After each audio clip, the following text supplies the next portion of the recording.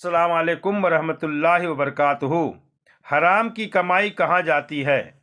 इन लर्जा देने वाली हिकायत से वो लोग दर्स से इबरत हासिल करें जो डंडाड़ी मारते हैं और कम माप तौल करते हैं।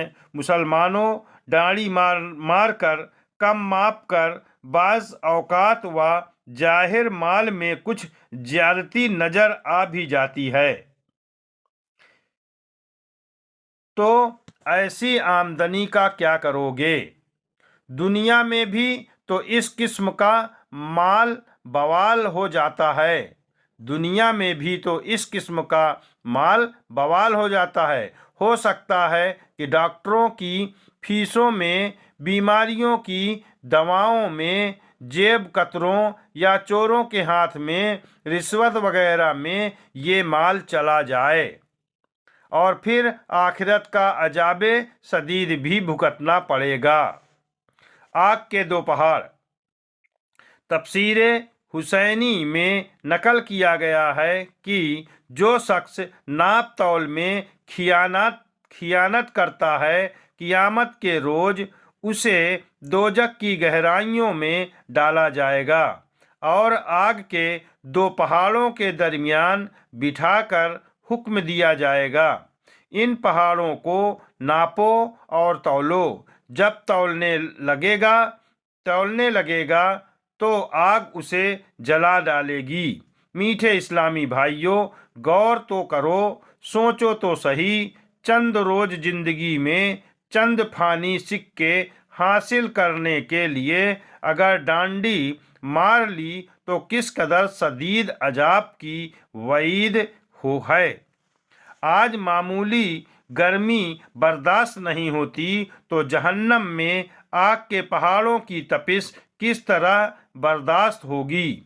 खुदारा अपने हाल पर रहम करते हुए माल की हवस से दूर रहिए, वरना ये माले गैरे हलाल दोनों जहान में बवाल ही बवाल साबित होगा। देखा इस्लामी भाइयों, और अब आप लोगों से गुजारिश है कि आप लोग हलाल कमाएं, हलाल खाएं, अपने बच्चों को खिलाएं, जिससे हम दुनिया भी बनाएं और आखिरत भी बनाएं। अस्सलाम वालेकुम वरहमतुल्लाहि वबरकातुहू। नाप तौल में कमी करने वालों का अंजाम। हजरत सैयदना हारिस मुसाहबी रज़ियल्लाहु अन्हु फरमाते हैं कि एक शख्स कय्याल यानी गल्ला मापने वाला था। उसने इस काम को छोड़ दिया और इबादत इलाही अज्जल में मशगूल हो गया।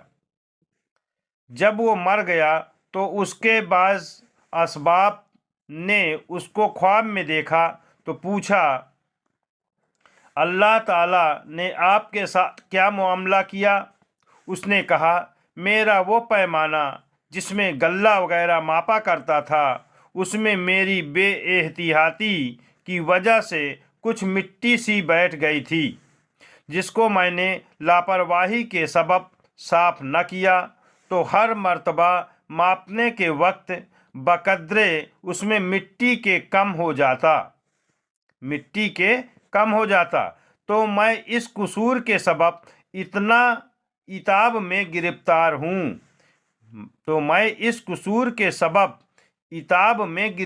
हूँ।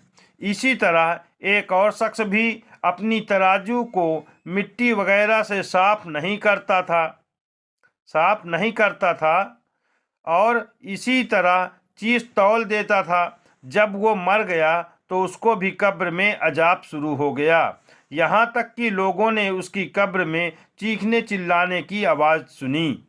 बाज़ सालिहीन रहमतुल्लाह को कब्र से चीखने चिल्लाने की आवाज़ सुनकर रहम आ गया।